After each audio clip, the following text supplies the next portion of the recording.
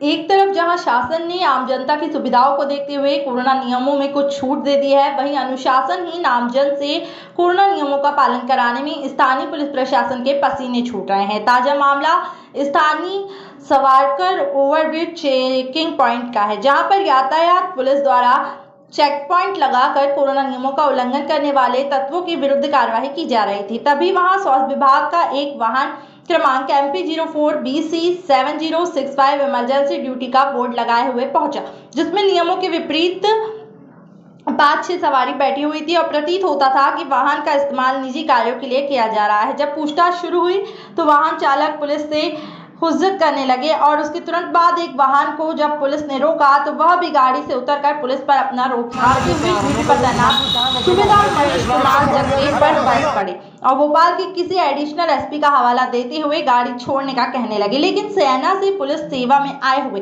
सूबेदार महेश कुमार जगदेव पर उसकी धोष का कोई असर नहीं हुआ और उन्होंने चालानी कार्रवाई की प्रारंभिक प्रक्रिया शुरू कर दी। लेकिन थोड़ी देर बाद ही सायरन बजाती हुई पुलिस की गाड़ी MP03A7015 15 सेकेंड पॉइंट पर पहुंच गई और अपने आपको किसी एडिशनल एसपी का शागिर्द बतलाते हुए स्टॉप पर गाड़ी छोड़ने का दबाव बनाया।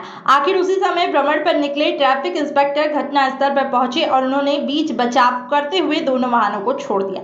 अब प्रश्न यह उठता है कि भोपाल में कोरोना की रोकथाम के लिए जिला कलेक्टर और पुलिस अधीक्षक एक तरफ गाइडलाइंस के अनुसार विधि व्यवस्था बनाए जाने के पुलिस को ताकीद कर रहे हैं और वहीं पुलिस की कार्य प्रणाली को निष्ठा के साथ अंजाम देने वाले महेश कुमार जगदेव जैसे पुलिस अधिकारियों के मनोबल पर इस प्रकार की घटनाओं से क्या प्रभाव पड़ेगा? क्या भोपाल में रसूखदारों के लिए अलग कानून है और आम जनता के लिए अलग कानून है? यह घटना इस बात को सिद्ध करने के लिए काफी नहीं है। रसूखदारों से भोपाल पुलिस कैसे कराए कोरोना नियमों का पालन? खबर खालसा संवाददाता RS Singh Khalsa checking point पर ही मौजूद थे। उन्होंने तत्काल ट्रैफिक DSP संतोष शुक्ला से बात की। जब बात की तो उनका कहना था कि प्रथम दृष्टया देखा जाए तो यह गलत है, फिर भी प्रकरण में पूरी जानकारी लेकर उचित कार्यवाही कर पाऊंगा। अब प्रश्न यह उपस्थित होता है कि कलेक्टर भोपाल और पुलिस अधीक्षक भोपाल के आदेश अनुसार उनके मार्गदर्शन में कर्तव्यनिष्ठ पुलिस अधिकारियों द्वारा कोरोना काल में दी जा रही अपनी सेवाओं के प्रतिफल में यदि कर्तव्य काल के दौरान इस प्रकार की जनप्रतिनिधि पुलिस अधिकारी द्वारा ही उनकी कर्तव्य निष्ठा को ठेस पहुंचाई जाएगी तो पुलिस का मनोबल कहां तक काम करेगा? इसकी रोकथाम के लिए वरिष्ठ अधिकारियों को ही कदम उठाना होगा और फोन करने वालों के साथ ही अनावश्यक दबाव बनाने वालों पर शासकीय कार्य में व्यवस्थान पैदा करने व वैधानिक कार्यवाही करनी होगी, वरना आम जनता में यह संदेश जाएगा कि भोपाल में दो प्रकार के कानून प्रचलन है और एक आम आदमी के लिए और दूसरा खास आदमी के लिए। सर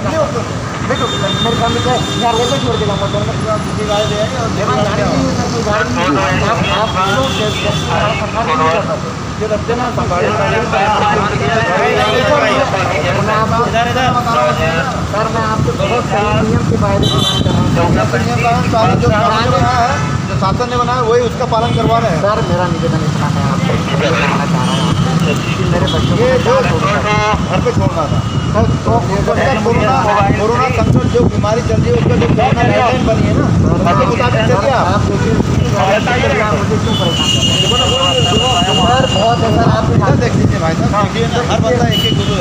मैं मान रहा हूँ लेकिन मेरे बात का जा रहा हूँ। ये नाम बताओ और ये गाड़ी किनकी थी जिनको बुलवाया था? वो नहीं है, किसकी गाड़ी थी? एसपी साहब की? के दोस्त थे? अच्छा, आपका क्या नाम है? गाड़ी है आपकी? कागज थे आपके पास? जी कागज अगर आपको प्रेशर दबाने की जरूरत लगे पुलिस प्रशासन पे? सर हाथ जोड़ के तो बोला था आपने सर, थोड़ा सा हाथ जोड़ के तो बोला था ना। कुछ नहीं गाड़ी खड़ी कुछ करवा के जाते सर, छोटी मोटी बात के लिए। DSP संतोष शुक्ला सर बोल रहे हैं? जी सर नमस्कार, मैं खबर खालसा न्यूज से जर्नलिस्ट RS सिंह खालसा बोल रहा था सर। हाँ जी बोले भाई साहब। सर आपके ये सावरकर पुल के नीचे जो चेकिंग पॉइंट बनाया हुआ है, जी जी जी सर मैं वहाँ रिपोर्टिंग के लिए खड़ा हुआ था।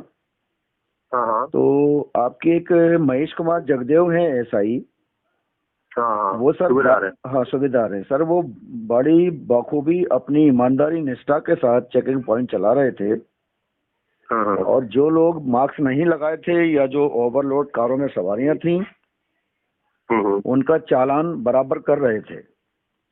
मैं वहीं खड़ा हुआ, मैं सब देख रहा था, तो कुछ लोगों ने उनके ऊपर, कई नेताओं के, कई लोगों के फोन करवाए, उन पर दबाव बनवाया, लेकिन उन्होंने किसी भी दबाव में ना आके चालानी कार्रवाई जारी रखी, अपनी ड्यूटी भलीभांति निभाई। इसके बाद सर एक मंडीदीप में सर कोई अन्नू रेखवार हैं, उनका ही कोई परिचित था जिनकी गाड़ी उन्होंने पकड़ी थी। तो उसने सर मंडीदीप से, वो मंडीदीप के निवासी है, उन्होंने कोई एडिशनल एसपी साहब की ड्राइवर के दोस्त हैं, उनको फोन लगाया।